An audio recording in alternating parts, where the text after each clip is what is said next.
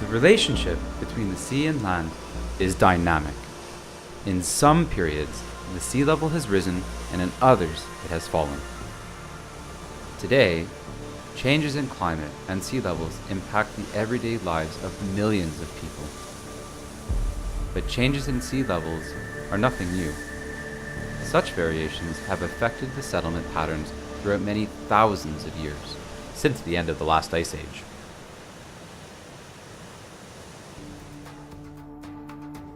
We can find examples of this on the outer coast of western Norway.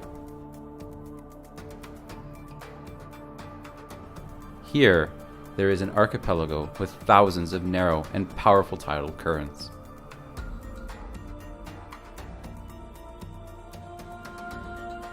The natural environment here is rich in marine resources, and this is the reason so many people settled here in the Stone Age.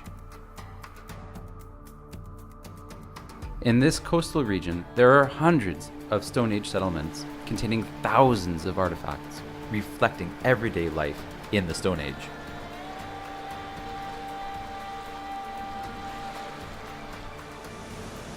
Changes in the sea level during the Stone Age affected the settlement in the region. One consequence was an accumulation of thick settlement layers where people lived. For the archaeologist, these settlement layers, or cultural layers, represent an important source of information towards understanding the Stone Age in Western Norway.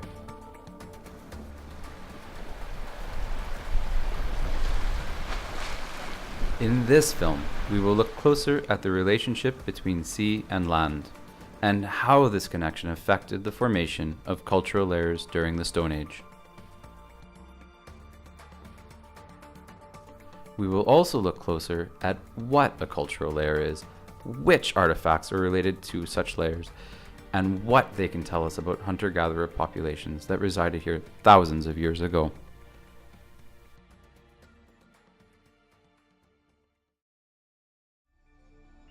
From 2017 to 2018, archaeologists from the University of Bergen are excavating several Stone Age settlement sites west from the city of Bergen.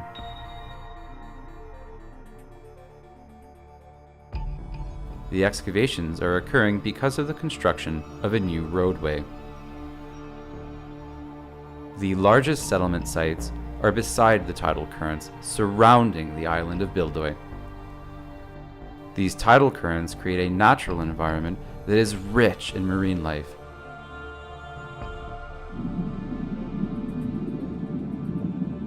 And the area has therefore been an attraction for hunters, fishers, and foragers.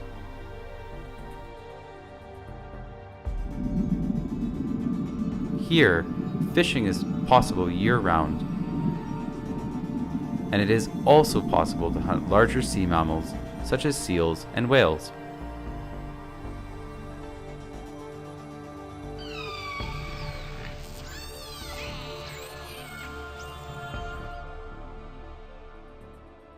Several sources also document that fishing and whaling has been an important industry here in recent historical times.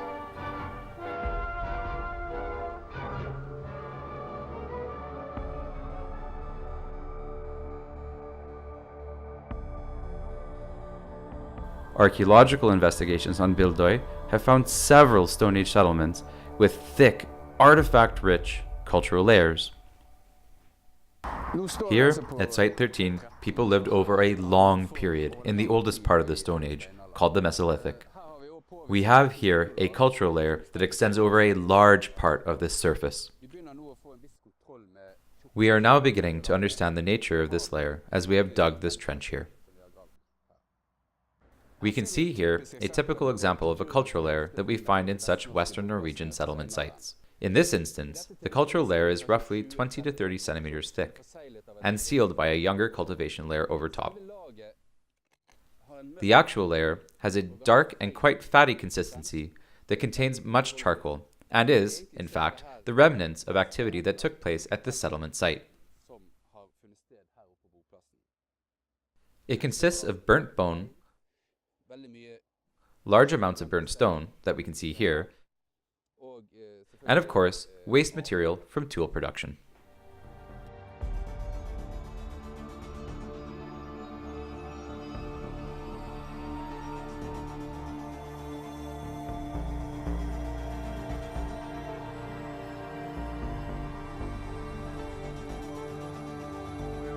Throughout this entire period, the people here had lived directly on the beach, or at least extremely close to it.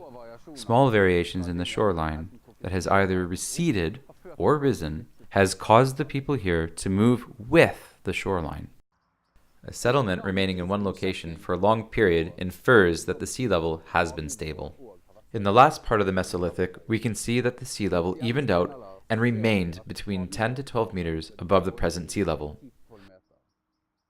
But what was the cause for the sea level to remain at this height for so long?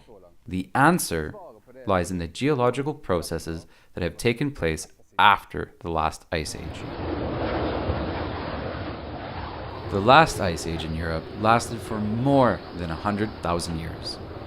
During a large portion of this period, an enormous quantity of water was trapped as ice. The majority of Scandinavia laid under a kilometer-thick sheet of ice. This massive sheet was in constant motion, and its weight pressed the land down.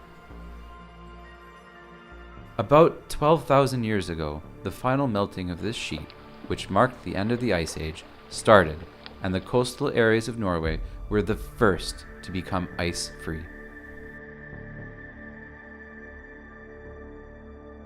Since the weight of the ice had pressed the Earth's crust down, the sea level at Bildøy stood about 30 meters higher 10,000 years ago than it does today. And Bildøy was just a small island in a rocky and barren coastal landscape. But this situation changed, for when the ice melted and the pressure disappeared, the land rebounded upwards, and it did so rapidly.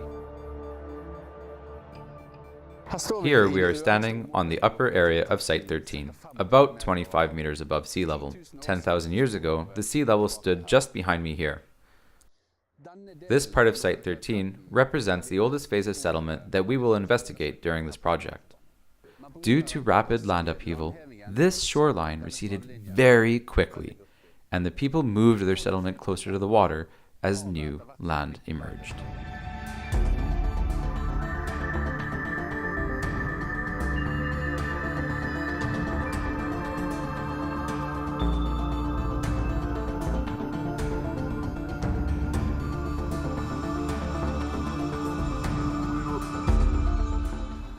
Now we are standing 8 meters above sea, and it is here that after only 1,000 years, the sea level had retreated. This process had happened so quickly that it was observable within only a few generations. People had likely noticed the water moving further and further away, and followed it. When the sea stood here, just behind me, at 7 to 8 meters, it stabilized and remained at this level for a while. Then the water level began to rise towards the settlements situated here.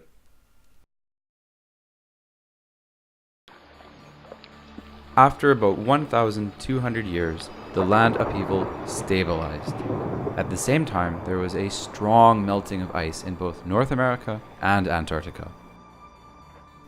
Thus, a global rise in sea level had become dominant, affecting also the coast of western Norway. That caused the sea levels to rise 7 to 8 meters here, and the older settlement sites became, over time, submerged.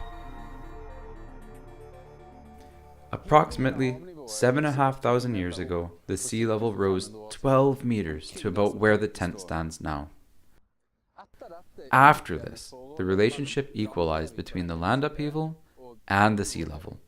This means that we get a relatively stable sea level over the next 2 to 3,000 years.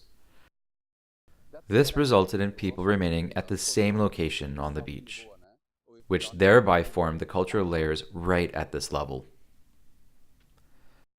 These cultural layers are characteristic of Western Norwegian settlement sites from the Stone Age. They probably reflect much of the activities that had occurred upon these settlement sites.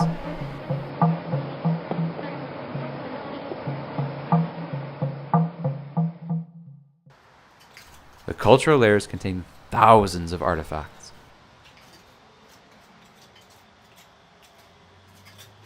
The majority of these are waste fragments from the production of stone tools.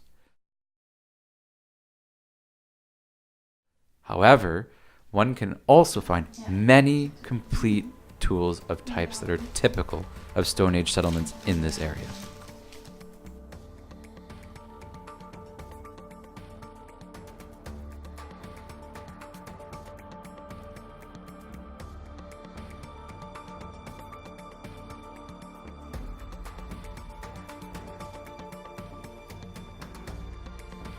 One of the most fascinating object types are fishing weights. These have been made of soapstone, and many have been engraved with decorations.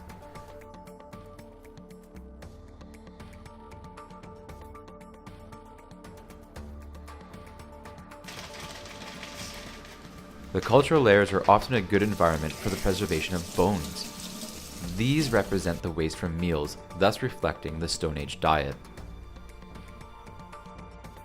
The bones in these layers come from a range of species of fish, mammals, and seabirds. In connection with the cultural layers are traces of settlement structures. One of the best pieces of evidence we have of long-term habitation in the Mesolithic are the traces of a large dwelling structure. The dwelling had a total diameter of 6 meters and had been built with strong posts. We do not know what the dwelling was covered with, but it is reasonable to suggest that seal skin could have been used. The dwelling represents a very solid structure, and together with the thick settlement layers, this indicates a long-term, permanent settlement. It is therefore possible that the people that were born here 7,000 years ago lived large portions of their lives near these tidal currents.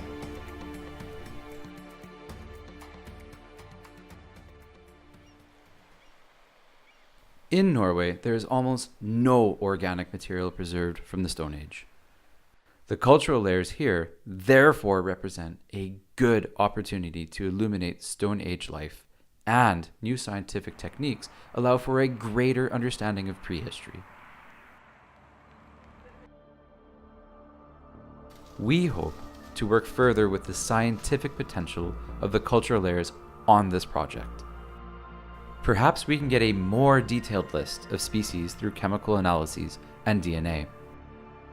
In that case, we will gain a better understanding of seasonal variations, daily life, and resource use for the people who lived at Bildøy 6,000 to 7,000 years ago.